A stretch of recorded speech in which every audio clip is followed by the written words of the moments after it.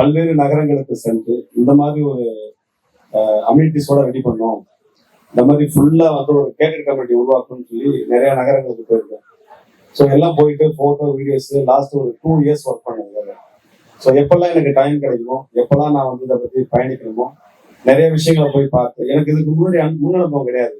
ஆனா நான் வந்து என்ன மாதிரி விஷயங்களை கேதர் பண்ணுவேன்னா, ஒரு விஷயத்த செஞ்சோம் அப்படின்னா அதுல வந்து குறைபாடு இல்லாம ஒரு மக்களுக்கு சேவையாகவும் ஒரு குவாலிட்டியாகவும் பண்ணணும்.